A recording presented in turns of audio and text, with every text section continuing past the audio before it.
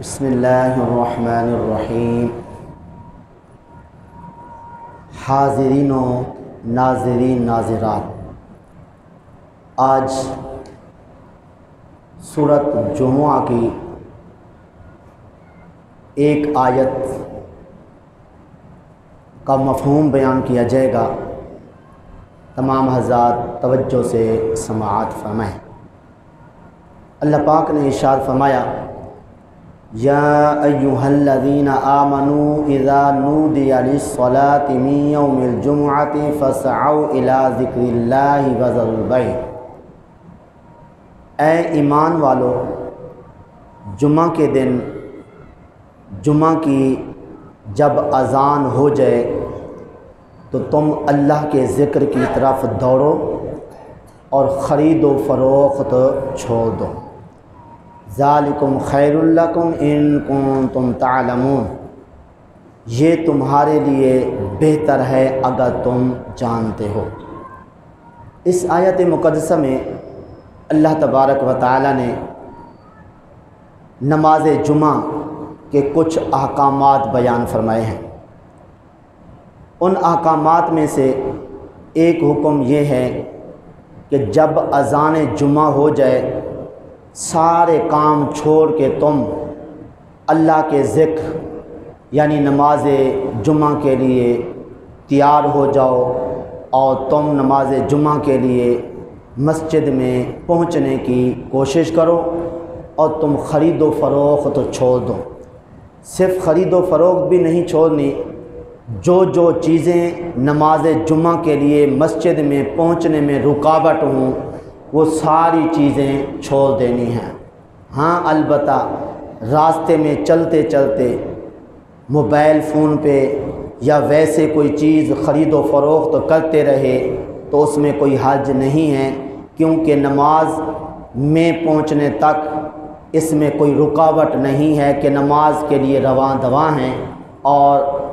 جب کوئی چیز نماز جمعہ میں پہنچنے میں رکاوٹ ہوگی تو وہ ناجائز ہوگی اور اللہ کے اس حکم کے خلاف ہوگا۔ تو اس لیے جیسے نماز جمعہ کی اذان ہو جائے سارے کام چھوڑ کے جو بھی نماز جمعہ کی رکاوٹ چیزیں بنیں ان کو چھوڑ کے فوراً مسجد میں پہنچ جانا چاہیے۔ اب سوال یہ ہے،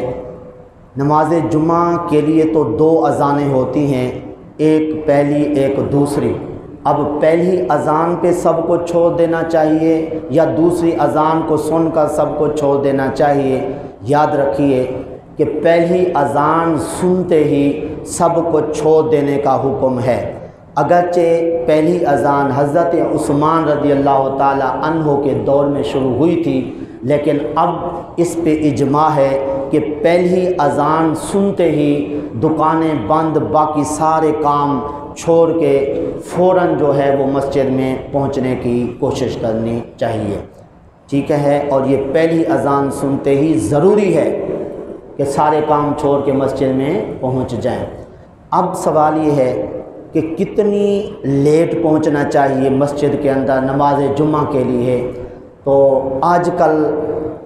افسوس سے کہنا پڑ رہا ہے کہ مولوی صاحب ہوتے ہیں یا مسجد کی دیواریں ہوتی ہیں آج کل، ٹھیک ہے؟ مسجد میں خطیب صاحب امام صاحب آ کے تقریر شروع فرمائیں گے تو اس کے بعد جب دیکھیں گے کہ خطبہ اب قریب ہے، اذان دوسری ہونے کے قریب ہے، پھر بھاگتے بھاگتے مسجد میں پہنچیں گے۔ تو اس صورت میں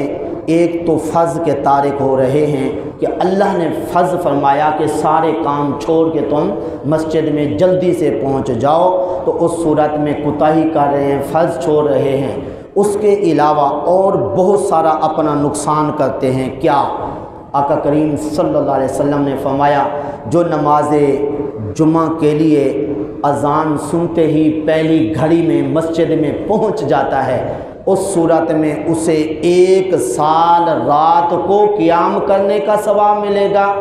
اور 1 سال دن کو روزے رکھنے کا ثواب ملے گا۔ یہ کس کو ملے گا؟ جو نماز جمعہ کے لیے پہلی گھڑی میں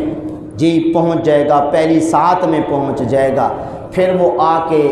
خطیب صاحب امام صاحب سے جو گفتگو سنے گا اس کا الگ سے ثواب ہوگا۔ کیا ثواب ہوگا؟ ایک حدیث شریف سننے پر جی سارے گناہوں کو بخش دیا جاتا ہے، اور ایک مسئلہ سننے پر 1000 رکعت نفل پڑھنے کے برابر ثواب دیا جاتا ہے۔ تو یہ مختصراً عرض کر رہا ہوں۔ تو اسی طرح ایک حدیث میں آقا کریم صلی اللہ علیہ وسلم نے ارشاد فرمایا، پہلی ساعت میں پہنچنے والے کو اللہ کی راہ میں اونٹ قربانی کرنے کا ثواب ملتا ہے۔ اب دیکھیں کتنا ہم نقصان کرتے ہیں، حالانکہ حکم ہے۔ آپ نے پہلے سماعت فرمایا ہوگا یقیناً کہ یہودیوں کے لیے پورے ہفتے کا دن جو ہے وہ چھٹی کرنا لازمی تھا، اس میں صرف ان کو حکم تھا وہ عبادت کریں۔ تو ہمارے لیے حضور کے صدقے میں بڑی آسانی کی گئی کہ صرف پہلی اذان ہو،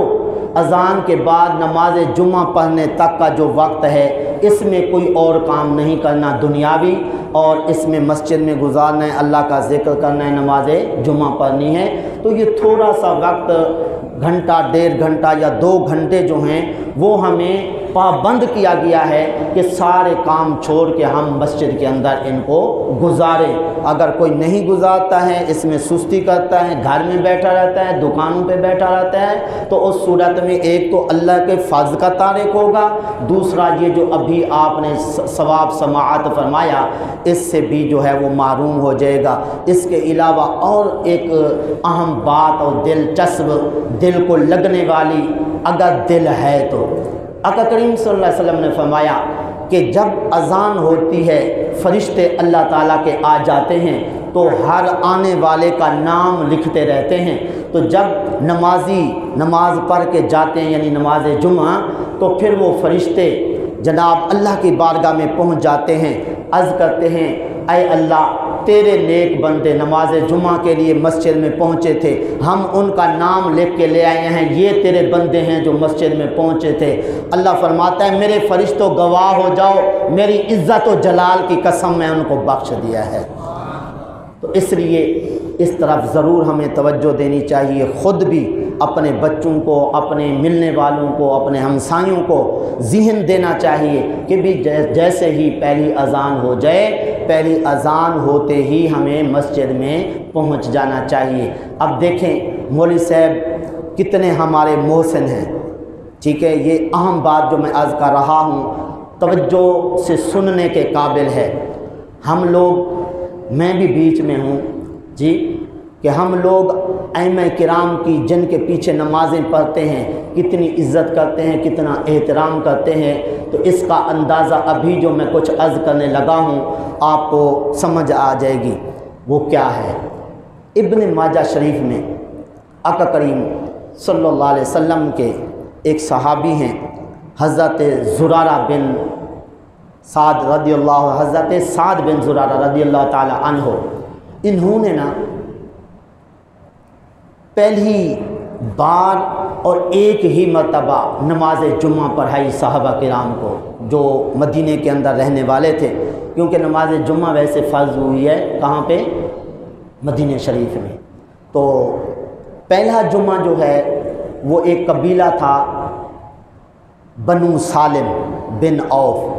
ان کی وادی تھی، اس میں یہ پہلا جمعہ فرض ہوا۔ آقا کریم صلی اللہ علیہ وسلم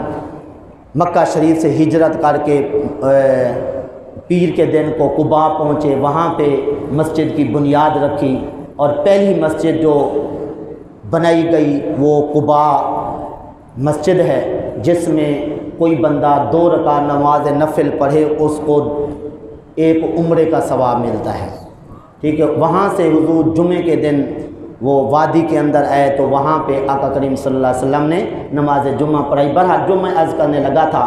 حضرت سعد بن زرارہ رضی اللہ تعالی عنہ کے لیے حضرت عبد الرحمن فرماتے ہیں میرے والد گرامی حضرت کعب رضی اللہ تعالی عنہ جیسے نماز جمعہ کی اذان ہوتی سنتے تو فوراً کہتے اے اللہ تو حضرت سعد بن زرارہ رضی اللہ تعالیٰ عنہ کی بخشش فرما، ان پر رحم فرما۔ میں ایک عرصے تک سنتا رہا، ایک دن میں نے پوچھا قبلہ اتنا عرصہ ہو گیا آپ حضرت سعد بن زرارہ رضی اللہ تعالیٰ عنہ کے لیے دعائے خیر کرتے رہتے ہیں، آخر کیا وجہ ہے؟ تو حضرت عبد الرحمن فرماتے ہیں میرے والد گرامی رضی اللہ تعالیٰ عنہ نے فرمایا، اے میرے بیٹے، حضرت سعد بن زرارہ رضی اللہ تعالیٰ عنہ کے لیے جو میں اتنے عرصے سے دعا کر رہا ہوں، اس کی وجہ یہ ہے کہ انہوں نے ایک مرتبہ ہمیں نماز جمعہ پڑھائی تھی، انہوں نے نماز جمعہ پڑھا کے ہم پہ اتنا بڑا احسان کیا کہ ہم ان کے احسان کا بدلہ نہیں چکا سکتے، اس لیے اتنے عرصے سے ہم ان کے لیے دعائے خیر کر رہے ہیں۔ تو حضرت گرامی ذرا غور فرمائیے، آج کل ایک امام اگر 40 سال بھی نماز پڑھے، جب اس کو مسجد سے چھٹی کرواتے ہیں تو اس وقت کیا حال ہوتا ہے؟ لگتا ایسے ہے کہ ایک دن کے بھی محلے دار واقف نہیں ہیں، اور وہ امام صاحب ادھر مسجد میں رہ کے لگتا ہے کہ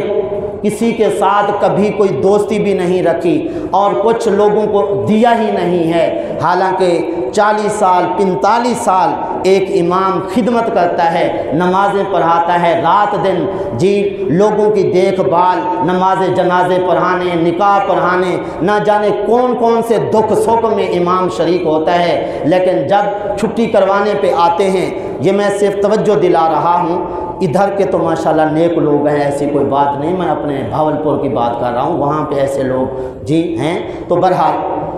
تو اگر کسی امام کے اندر کسی قسم کی کوئی کوتاہی نہیں بھی ہوگی، کہیں گے یہ قرات صحیح نہیں کرتا ہے تو اس لیے ہم اس کی چھٹی کروا رہے ہیں، یہ سجدے ٹھیک نہیں کرتا تو اس لیے چھٹی کروا رہے ہیں، وہ 40 سال تک نماز پڑھاتا رہا، اس وقت سجدے ٹھیک کرتا تھا، قرات اس کی ٹھیک تھی، اب اس کو کیا ہو گیا؟ اگر کوئی عذر نہیں بھی ملے گا، یہ میرا تجربہ ہے، میں عرض کر رہا ہوں، پھر کہیں گے کہ یہ دیوبندی ہے، یہ وہابی ہے، یہ بد مذہب ہے، تو اس لیے اس کے پیچھے ہماری نماز نہیں ہوتی، اس لیے اس کو جو ہے وہ چھٹی کروا دو۔ اسی طرح بے عزت کر کے امام کو چھڑوایا جاتا ہے مسجد سے، حالانکہ کوئی کرایہ دار محلے میں آ جائے اس کو محلے داروں والی عزت دی جاتی ہے، لیکن کیا وجہ ہے کہ ایک امام ہے جس نے نکاح پڑھائے، جس نے نماز جنازہ پڑھائی، جس نے جناب نمازیں پڑھائی، پوری زندگی خدمت کرتے ہوئے گزار دی، آخر میں کیا اس کو ہو گیا؟ کون سا اس نے جرم کر لیا کہ باعزت طریقے سے بھی نہیں بھیج رہے، الٹا بے عزت کر کے بھیج رہے ہیں؟ تو اس لیے حضرات گرامی ایک جملہ عرض کر کے اپنی بات ختم کرنا چاہتا ہوں کہ اگر کسی کو بے عزت کر کے، چاہے وہ اپنا عزیز رشتہ دار ہو، چاہے